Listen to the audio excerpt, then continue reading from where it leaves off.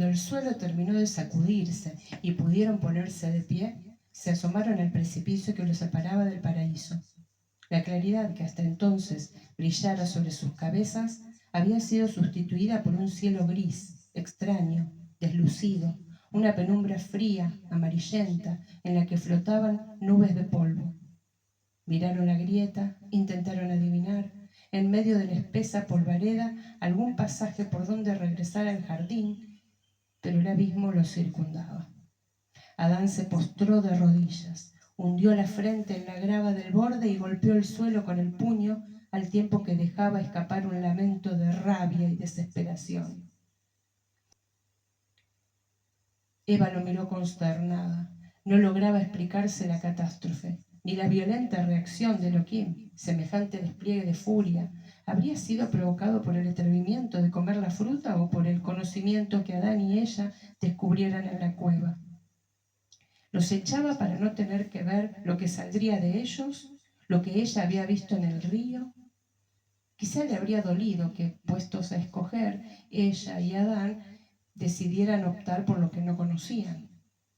Sin duda que el jardín era hermoso, tan hermoso, y que él se había encargado de que nada les faltara. Jamás pensé que nos echara, dijo en voz alta. ¿Qué pensaste, Eva? ¿Qué pensaste?, preguntó Adán, volviéndose a mirarla, reprochándola. Te lo dije, él quería que yo comiera la fruta. Eso me hizo sentir. Quiere saber qué resultará de nosotros. Para eso nos hizo libres. Eso pensé. ¿Y pensaste que todo eso sucedería en el jardín? Pensé que la tierra entera sería nuestro jardín. Adán la miró con lástima. Te equivocaste, dijo. Aún no sabemos qué hay más allá, Adán. Quizás encontremos lo que vi. Elohim sabrá lo que hace. El hombre esbozó una sonrisa irónica y melancólica. ¿Qué podía esperar de ella sino curiosidad? Dichosa era que así respondía a la incertidumbre. Él, en cambio, se sentía paralizado, lleno de temor y de arrepentimiento. No quería moverse de allí. Se aferraba a la posibilidad de que Elohim recapacitara y les permitiera regresar. Yo creo que debemos pedirle a Elohim que nos perdone, postrarnos hasta que nos deje volver. Eva sintió la angustia de Adán en las plantas de los pies, en las palmas de las manos y en una nube turbia de agua que se le acumuló en los ojos y empezó a fluir por sus mejillas. Él sintió el calor de la mujer en su espalda y la humedad de sus lágrimas. Se alzó despacio y en cuclillas miró una vez más el jardín. Flotaba a lo lejos en un aire claro e irreal. Del ramaje del árbol de la vida, retorcido y frondoso, emanaba la luz dorada y plácida que hasta entonces los alumbrara. Se preguntó si lograrían sobrevivir, si cuanto había acontecido no sería simplemente un engaño de Elohim, un espejismo para obligarlos a sentir nostalgia. Eva se separó de su lado y caminó muy cerca del abismo. A medida que el humo espeso se esparcía diluyéndose en el aire, el contorno del paraíso se definía con mayor claridad. Podía ver los senderos tantas veces recorridos, las plantas, los árboles cuyos nombres conocían. Oía el ruido de los ríos que, ya sin cauce, se derramaban sobre el precipicio. Regresó al lado de Adán. No creo que Elohim quiera oírnos aún, le dijo, acariciando su mano. Apenas acaba de terminar de temblar la tierra. Habrá que esperar que se le pase el disgusto. ¿Por qué no vamos a mirar qué hay hacia allá, donde se hunde el cielo? Mira que el polvo comienza a despejarse. Vamos, Adán, después haremos eso que dices. Él aceptó su razonamiento con resignación. Empezaron a caminar dejando el jardín a sus espaldas. A través de los espacios de claridad abiertos en la polvareda se adivinaba una ancha y rugosa estepa de tierra rojiza, tapizada de hierba amarillenta y salpicada aquí y allá por grupos de palmeras y cedros. En uno de los lados del paisaje, montañas escarpadas de riscos afilados brotaban del suelo, altas y agrestes. A una distancia que les era imposible determinar, había una formación rocosa. Enormes placas de piedra sobresalían de la superficie, como expulsadas de una región oscura. Las rocas más allá se alzaban en montículos hasta formar una montaña extraña y solitaria sobre la que ascendía una mancha de tupida y variada vegetación que serpenteaba verde hasta perderse en los confines de la llanura a sus pies. El paisaje no parecía nuevo, sino más bien cansado, fracturado, dolido. Le sobrecogió la enormidad de sus dimensiones y la arbitrariedad con que rocas, hierba y vegetación crecían y se acomodaban de manera tan distinta al jardín. ¿Sería Elohim quien habría dispuesto todo aquello? Se preguntó Adán, asombrado de que pudiese existir tan cerca del jardín un paisaje tan desolado y hostil como aquel. A su lado, Eva avanzaba tratando de apaciguar la sensación de haber empequeñecido súbitamente. Se sentía diminuta, frágil, le ardían los ojos y le picaba la nariz. ¿Qué pasará allá donde termina el cielo, Adán? ¿Habrá otro precipicio? Eso es el horizonte, dijo él. Fíjate que se mueve mientras caminamos. Eva miró las nubes. ¿Dónde irían? Pensó, jamás se lo había preguntado antes, cuando las veía rodar sobre su cabeza tendida junto al río en el jardín. Sin ponerse de acuerdo, ambos enfilaron sus pasos hacia la mancha verde de pinares. Eva se detenía aquí y allá. Levantó piedras del suelo, briznas de hierba, las olió. Pensó en el árbol de la vida y el árbol del conocimiento, tan similares y a la vez opuestos. La tierra fuera del jardín también tenía rasgos, olores que le recordaban su paraíso. Y sin embargo, cada cosa en esos parajes parecía poseer la alternativa entre hacer daño, como el que le hacían las piedras en las plantas de los pies mientras caminaba, o simplemente mostrar sus cantos agudos y su dureza cuando se inclinaba. Las recogía y las observaba sobre la palma de su mano. ¿Existirían el bien y el mal en todo cuanto los rodeaba? Se preguntó. Dio un respingo al extender la mano para tocar una azul y perfecta flor silvestre. Tenía espinas. Jamás imaginó que una flor pudiese herirla. Adán veía a Eva esquivar las piedras del camino. A él también se le enterraban en los pies, obligándolo a saltar, para evitar el aguijoneo que, sin saber cómo, le subía por las piernas hasta el pecho. Desde que comenzaran a alejarse del jardín, el mismo cuerpo que hacía tan poco le brindara placer, no cesaba de causarle una miríada de sensaciones que no lograba entender ni suprimir. El polvillo que flotaba en el aire le ardía en la garganta. La luz cenicienta se le pegaba a la carne, causándole ahogo y agua salada en la piel. Palabras nuevas, dolor, sudor, emergían en su conciencia y nombraban aquellos desconcertantes malestares.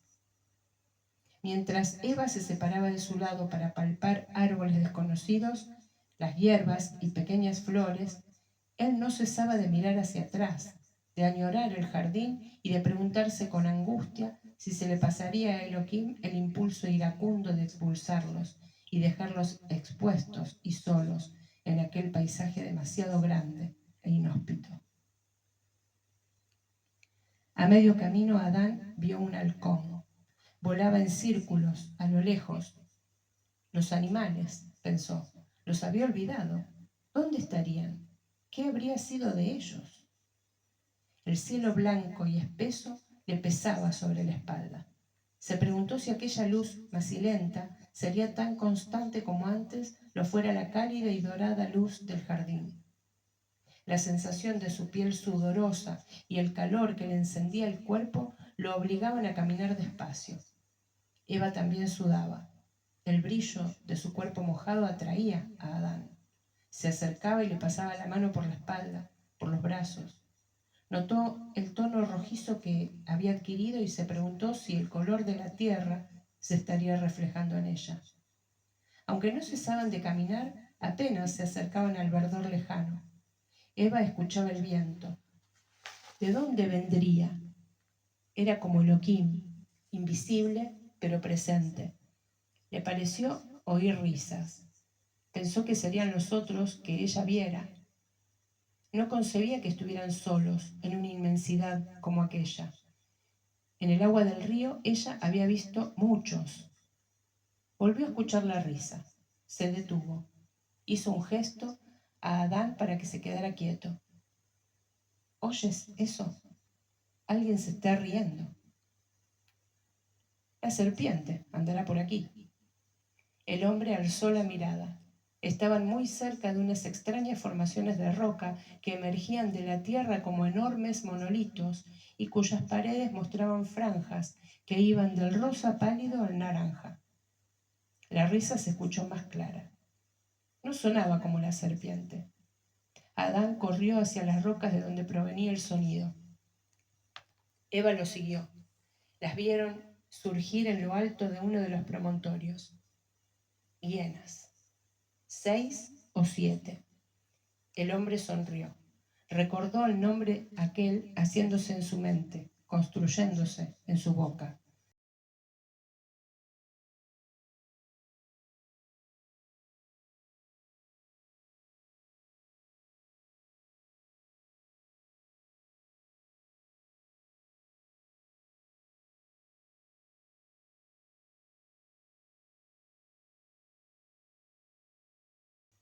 Por primera vez asoció el sonido de las hienas con el de su propia risa.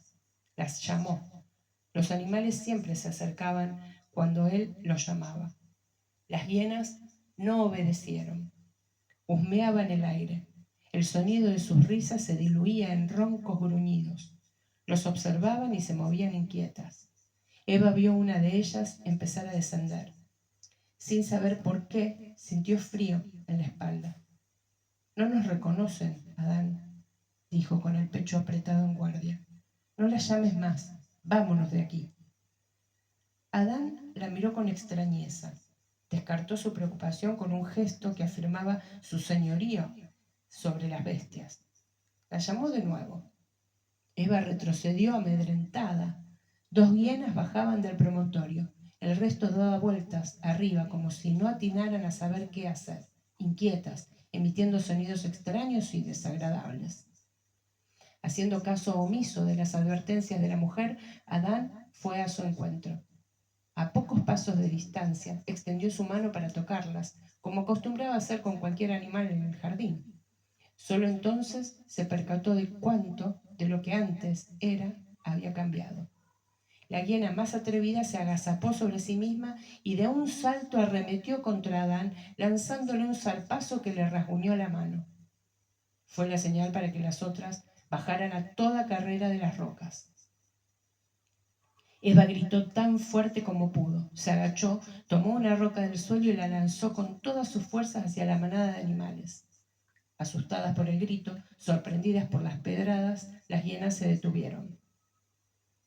Adán siguió el ejemplo de Eva y empezó también a lanzarle rocas, al tiempo que retrocedía agitado.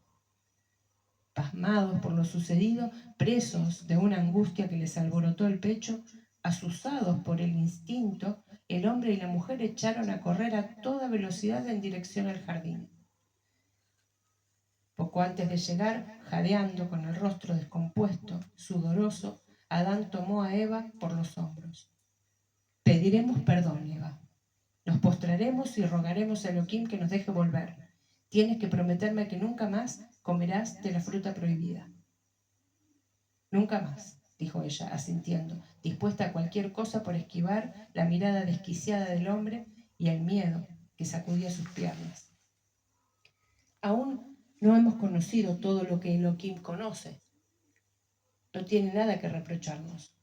No hemos cambiado. Eva lo miró. No quiso decirle que nada quedaba ya del resplandor que antes irradiara, ni que a ojos vista se estaba empequeñeciendo. No quiso pensar en el sonido quejumbroso con que el aire entraba en sus pulmones. El peso de su temor, la carrera frenética huyendo de las hienas, le dificultaban la respiración. Él tenía razón. Lo mejor sería regresar, rogar, humillarse. Se postraron al borde mismo de la profunda grieta abierta dentro de la cual el aire era ahora claro y dejaba entrever muy al fondo un amontonamiento de rocas filosas y tersas. Divisaron al otro lado la copa espléndida del árbol de la vida. Adán aspiró el aire con avidez. Si pudiese dar un salto que lo colocara dentro del jardín, no saldría de allí ya más, pensó. Arrodillado al lado de Eva, con la boca rozando la arena del suelo, exclamó a grandes gritos su arrepentimiento. Cuanto lamento y ruego alcanzó a nombrar. Eva lo secundó avergonzada y contrita, alzando su voz hasta sentir que todo su ardor se consumía en aquella súplica. Una ráfaga de viento surgió súbitamente del precipicio y los envolvió, alborotándoles los cabellos y despojándolos de las hojas con que habían cubierto su desnudez. Frente a sus ojos el viento se tornó visible, una sustancia encendida y afilada, una gigantesca hoja roja y naranja, alargándose y acortándose, restallando a sus pies, más ardiente y terrible que el calor que habían experimentado. La lengua de fuego se abalanzó sobre ellos inclemente, lamiendo las plantas de sus pies, las palmas de sus manos, chamuscándoles el pelo, fustigándolos. Alcanzaron a levantarse, empezaron a correr, retrocedieron. Sin cejar un instante, el fuego fue tras ellos. Los empujó inmisericordia por toda la estepa, hasta conducirlos hacia la montaña que sobresalía en medio de la formación rocosa. Con los brazos sobre sus cabezas, protegiéndose como podían los pies desollados y dolientes, Adán y Eva llegaron a la ladera y subieron trabajosamente, seguidos de cerca por el fuego. En medio de unos arbustos espinosos, avistaron la boca de una cueva. Tan súbitamente como apareciera, la llama se extinguió con un sonido sordo. Ellos comprendieron que habían llegado a la que sería su morada en aquel paisaje hostil al que los había desterrado. Sobrecogidos de espanto, se refugiaron el uno en brazos del otro, agitados por un llanto que no lograban contener. Esa es una demostración de poder casi tan impresionante como la creación, dijo la serpiente apareciendo sobre una roca al lado de ellos, y pensar que solo comieron frutas. ¿Por qué no pensé en comer del árbol de la vida? ¿Por qué no me dijiste que lo hiciera? ¿Por qué? ¿Por qué? Dijo Eva entre sollozos. Ilusa eres si crees que Elohim lo habría permitido. Aún la libertad que les dio tiene sus límites. Las hienas nos atacaron hoy, dijo Adán. ¿Qué pasará cuando lo hagan otros animales? Tendrán que aprender a distinguir en cuáles pueden confiar y en cuáles no. Los animales empiezan a tener hambre. ¿Qué es eso?, dijo Eva. Hambre y sed, ya lo sabrán, y sabrán qué hacer. Poco a poco se darán cuenta de todo lo que saben. Lo tienen dentro, solo deben encontrarlo. Entren a su cueva, descansen. Han tenido un día pesado. ¿Día? Día y noche, medidas arbitrarias sujetas a la rotación de los astros. Descansa, Eva. Deja ya de preguntar.